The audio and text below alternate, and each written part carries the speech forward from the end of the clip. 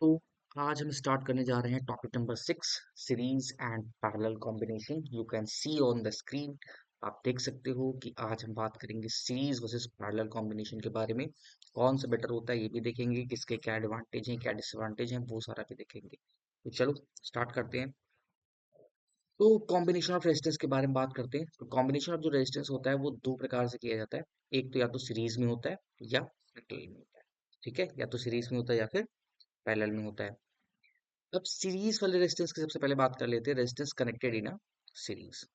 तो जब भी हम रेजिस्टेंस को इस तरीके से सीरीज में लगाते हैं, इस तरीके से सीरीज में जब कनेक्ट करते हैं तो उनसे जो करंट बहता है वो एक जैसा होता है। यानी कि जो अमाउंट ऑफ करंट होता है वो एक जैसा होता है, बट पोटेंशियल डिफरेंस क्या होता है, डिक्रीज होता रहता है जितने ज्यादा आप रेजिस्टेंस उसमें, जितने ज्यादा आप अप्लायंसेस उसमें बढ़ाते जाओगे। पहले वाले के लिए हमने मान लिया कि when the resistance are connected in to end, मतलब एक जैसे आप टॉर्च वगैरह में सेल वगैरह डालते होगे तो उसमें देखा होगा कि एक पहले हम सेल ऐसे लगाते हैं, ठीक है, फिर इसी से जोड़ करके दूसरा एक सेल लगाते हैं ऐसे, ठीक है, फिर एक बैटरी ऐसे डाल देते हैं इस पे, ठीक है, सेल कह लो आप डाल लेते हैं। तो इस तरीके से तीन सेल मिलकर के क्या बन जाते हैं, एक प्रॉपर सीरीज वाला कॉम्बिनेशन बन जाता है। ठीक है, तो इन टू इंड एक कनेक्शन चलता है, ठीक है। और जो रिजल्टेंट आता है सीरीज में वो आता है क्या, R1 R2 R3 करके रेजिस्टेंस आता है जिनका आगे चल के सम होता है, R1 R2 और R3। कुछ इंपॉर्टेंट पॉइंट्स हैं इसमें। पहला इंपॉर्टेंट पॉइंट है, जो सीरीज का कॉम्बिनेशन होता है उसमें करंट क्या रहती है, सेम रहती है। सपोज अगर इस वाले को 1 एम्पियर मिल रहा है तो आगे वाले को भी 1 एम्पियर मिलेगा, और इसको उसके आगे वाले को भी 1 एम्पियर मिलेगा। ठीक है, फिर जो पोटेंशियल डिफरेंस होता है, जो पोटेंशियल डिफरेंस यानी ये जो V1 है, V2 है एंड V3 है, ये टोटल पोटेंशियल डिफरेंस के बराबर होगा। यानी यहाँ से यहाँ तक का जो पोटेंशियल डिफरेंस गैप होगा उसके बराबर होगा। ठीक है, यानी V is equal to V1 plus V2 and V3। जितने ज्यादा बढ़ाते जाओगे, अगर 4 है तो V4 हो जाएगा, फिर V5 and dot dot so on, जितने हैं कम ज्यादा आप अपने हिसाब से कर सकते हो। फिर कहता है कि जो रेजिस्टेंस है, जो रिजल्टेंट रेजिस्टेंस आएगा greater than the largest individual resistance. तो जो ये वाला रेजिस्टेंस होगा वो बाकी सबसे क्या होगा, ज्यादा ही होगा। ये सारे कम होंगे एक दूसरे से, ऐसा कहना कोशिश कर रहा है। डेरिवेशन की बात करें तो हम जानते हैं V इक्वल टू क्या होता है, आई आर होता है। क्या होता है, V is equal to I R होता है। तो अब देखोगे पहले के लिए अगर हम देखें, 1 मिनट मैं इसको रफ कर देता हूँ, ठीक है, जरा 1 मिनट देना।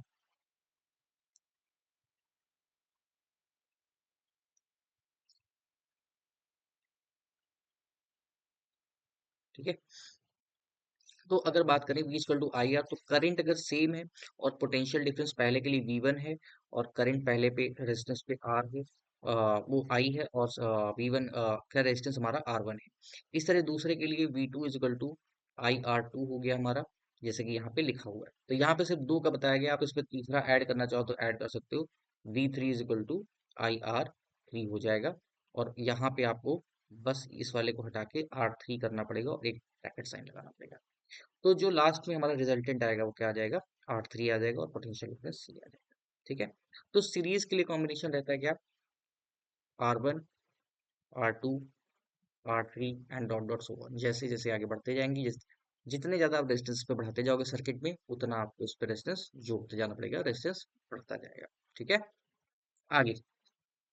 तो इससे एक चीज और पता चलता है कि सीरीज कॉम्बिनेशन में अप्लायंसेस को जोड़ने पे रेजिस्टेंस क्या होता है, लगातार बढ़ता है। आप देख सकते हो यहाँ पे बढ़ता जा रहा है। अगर मान लो इसका एक था, इसका भी एक था और इसका भी एक था, तो आपने ऐसे करते करते 3 कर दिए, इसके बाद एक और लगाओगे तो 4 हो जाएंगे, यानी कि रेजिस्टेंस पे क्या हो जाएगा, 4R हो जाएगा। ठीक है, तो ये भी हमको पता चल गया। नेक्स्ट पे आते हैं हमारा, आई थिंक इतना आपको क्लियर होगा। दूसरा है हमारा पैरेलल कॉम्बिनेशन के बारे में। तो जब भी दो या दो से ज्यादा रेजिस्टेंस का कॉम्बिनेशन बनता है, ठीक है, किसी भी पॉइंट पे, तो उनको कुछ इस तरीके से जोड़ा जाता है कि एक सर्किट में। ठीक है, अब इनका केस क्या होता है, इस तरह को जोड़ने को हम क्या बोलते हैं, पैरेलल कॉम्बिनेशन बोलते हैं। क्या बोलते हैं, पैरेलल कॉम्बिनेशन बोलते हैं। They are connected in a parallel. ठीक है, तो इसमें भी हमने 3 रेजिस्टेंस ले रखे हैं, 1 2 और 3। ठीक है, तो अगर हम देखें यहाँ पे 1/R1 और R2 R3 R3, ठीक है, तो इस केस में क्या होता है, जो पोटेंशियल डिफरेंस होता है वो सेम रहता है। हम जानते हैं कि क्या होता है, V is equal to I R होता है। तो यहाँ पे जो पोटेंशियल डिफरेंस सेम है, क्या है, पोटेंशियल डिफरेंस सेम है, बट करंट क्या होता है, करंट एक जैसा नहीं होता। जो करंट यहाँ पे बहता है वो बढ़ जाता है, यहाँ पे कुछ और जाएगा, यहाँ पे कुछ और जाएगा, और यहाँ पे कुछ और जाएगा। तो लास्ट में क्या आता है, उनका सम आता है, समीशन आता है करंट का, सबका मिला करके सम आता है कि हाँ इतने करंट की लाइन बह रही थी। यानी इस पे मान लो कि अगर पूरा हमने 3 एम्पेयर दिया तो एक इधर चला गया, एक इधर चला गया, और एक इधर चला गया, बाकी हम क्या करेंगे बाद में जब ऐड करेंगे तो 3 एम्पेयर के आसपास आ जाएगा। ठीक है, तो आगे बात करते हैं। तो अगर इसमें पोटेंशियल डिफरेंस सेम रहता है तो बी इज इक्वल टू क्या हो जाता है, I1 R1। ठीक है, अगर I1 के करंट के रिस्पेक्ट पे निकालें तो B is equal to V/R1। इसी तरीके से सबके लिए, I2 के लिए भी और I3 के लिए भी इस तरह से निकल आता है। फिर हम यहाँ से इसको ऐसे क्या कहते हैं, I is equal to resultant निकाल लेते हैं सबका जोड़ करके। तो I is equal to V/R1 plus V/R2 plus V/R3 कर लिया हमने। और V क्या हो जाता है यहाँ से, कॉमन हो जाता है। और हम जानते क्या है कि V is equal to I R होता है, तो I की जगह पे हम क्या रख देते हैं, V/R रख देते हैं। ठीक है, तो ये V बाहर आ जाता है, अंदर क्या बचता है, 1/R1 plus 1/R2 plus 1/R3। और ये वाला V कैंसिल हो जाता है। तो इस तरीके से बचता क्या है कि 1/R is equal to 1/R1 plus 1/R2 plus 1/R3। ठीक है, अब सपोज मान लेते हैं कि सबका रेजिस्टेंस क्या है, 2 है। अगर सबका रेजिस्टेंस क्या है, 2 है, तो यहाँ पे जो टोटल रेजिस्टेंस आएगा कितना आएगा, टोटल रेजिस्टेंस आएगा वो कितना आ जाएगा, मान लो कि 1/2 1/2 1/2। तो सबका एलसीएम सेम करोगे तो ऊपर हो जाएगा 3/2। ठीक है, अगर 1/R देखें इज इक्वल टू 3/2 देखें, तो ये अगर डिवाइड करोगे तो कितना आ जाएगा, एक मिनट देना मुझे जरा, इसको मैं रफ कर लेता हूँ थोड़ा सा। अच्छा यहीं पे लिख देता हूँ ऊपर, ठीक है, यहाँ पे लिख रहा हूँ मैं, या इसी के साफ साफ लिख दे रहा हूँ कि 1/R is equal to 3/2, cross multiplication कर लेते हैं तो क्या हो जाता है, R इज इक्वल टू 2/3 हो जाता है। यानी जो रेजिस्टेंस आएगा वो लगभग लगभग 0.67 के आसपास आएगा। अगर यही चीज सीरीज में होती तब के केस में क्या होता है, ये दो जुड़ता है, ये भी दो जुड़ता है, और ये भी दो जुड़ता है, 6 ओम रेजिस्टेंस आ। देखो, अब आप देख सकते हो, क्वाइट आपको क्लियर हो गया होगा कि कितना गैप आता है। ठीक है, कि अगर क्या अगर कॉम्बिनेशन पैरेलल में है या सीरीज में है तो उसमें रेजिस्टेंस घटता है कि बढ़ता है, ये आप देख सकते हो। ठीक है, तो let me erase all these things ताकि ये आपके लिए साफ साफ समझने के लिए बना रहे। ठीक है, एक मिनट देना मुझे, मैं जो काम करने हैं उसको मिटा देता हूँ। ठीक है, और आई थिंक आप लोग समझ ही गए होंगे। ठीक है, कोई बहुत बड़ा टॉपिक नहीं है ये, बहुत ज़्यादा टफ भी नहीं है फिर भी, लेकिन एग्जाम पर्सपेक्टिव से मतलब बहुत इंपॉर्टेंट है। ठीक है, कि आपके हो सकता है कि क्वेश्चन एक आए ही आए इससे, तो ऐसा भी है, आए ही आएगा क्या, आता ही है। ठीक है, चल आगे बढ़ते हैं लोग। तो अगला है क्या, डोमेस्टिक एंड इलेक्ट्रिक सीरीज और पैरेलल। तो अब जब देख लेते हैं डोमेस्टिक इलेक्ट्रिक सर्किट्स के बारे में, देख लेते हैं सीरीज और पैरेलल में। तो जब भी क्या होता है कि आप पहले हम सीरीज वाले में बात कर लेते हैं कि जैसे कि, तो एक मिनट देना, ठीक है। तो हाँ, तो क्या है कि जब भी हम डिजाइनिंग करते हैं किसी इलेक्ट्रिक सर्किट के, तो हम ये देखते हैं कि उस सर्किट को कैसे हमें बनाना है, सीरीज सर्किट चाहिए या पैरेलल सर्किट चाहिए, यहाँ पे एकल गायब है एकल गायब। ठीक है, एग्जाम्पल के तौर पे अगर आपको दिवाली वाली लाइटिंग करनी है, मैरिज वाली लाइटिंग करनी है, मतलब एक ही लड़ी में बहुत सारे बल्ब लगाने हैं, तो उस केस में हम किसके थ्रू जाते हैं, उस केस में हम सीरीज कॉम्बिनेशन के थ्रू जाते हैं। वहां पे क्या करते हैं, सीरीज कॉम्बिनेशन करते हैं ताकि क्या हो, एक ही बटन से क्या हो जाए, सारा कुछ ऑपरेट हो जाए। एक ही बटन से क्या हो जाए, सारा कुछ ऑपरेट हो जाए। यानी मल्टीपल अप्लायंसेस या मल्टीपल बल्ब्स एक बार में ही जल जाए, हमको 100 बल्ब जलाने, 100 बार बटन ना हो। ठीक है, तो सीरीज कॉम्बिनेशन का ये एक फायदा है। और दूसरा एक फायदा है कि सबको बराबर करंट नहीं मिलता, सबको थोड़ा थोड़ा करंट मिलता है, जैसा कि आप देख सकते हो यहाँ पे। ठीक है, ये, हाँ, सीरीज वाला ही कॉम्बिनेशन है। ठीक है, तो सबके पास क्या होता है, बराबर मात्रा में करंट जाता है। सपोज हमको हमने 1 एम्पियर दिया है, तो सबके पास 1 एम्पियर 1 एम्पियर 1 एम्पियर करंट जाता है। ठीक है, किसी के पास ज्यादा कम नहीं जाता।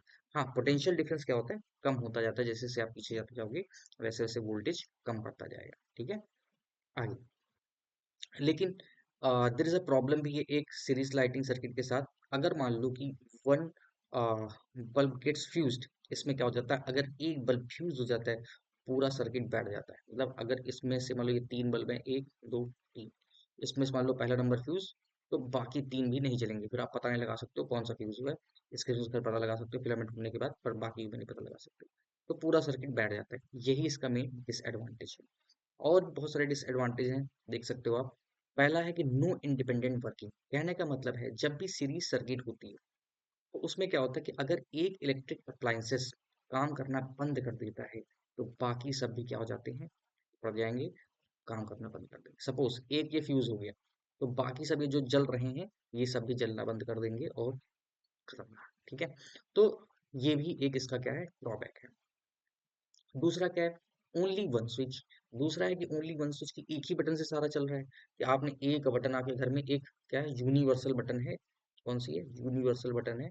और आपने उसको ऑन किया तो सारे चलने लगे, पंखा भी चलने लगा, कूलर फ्रिज एसी सब कुछ चलने लगा। और आपने उसको बंद किया तो सारे क्या हो गए, बंद हो गए। अब चार्जिंग भी नहीं कर सकते, आप फोन भी नहीं चार्ज कर सकते, लैपटॉप भी नहीं चार्ज कर सकते, कुछ नहीं कर सकते। ठीक है, ऐसा। तो ये इसका एक ड्रॉबैक है। दूसरा, अनइक्वल वोल्टेज डिस्ट्रीब्यूशन। आप देख सकते हो कि सब में एक जैसा वोल्टेज नहीं जाता। जो पहले आया उसको ज्यादा मिला, जो बाद में गया उसको कम मिला, फिर जो उसके बाद आया उसको और कम मिला, जो फिर और लास्ट में आया तो उसको कम मिला।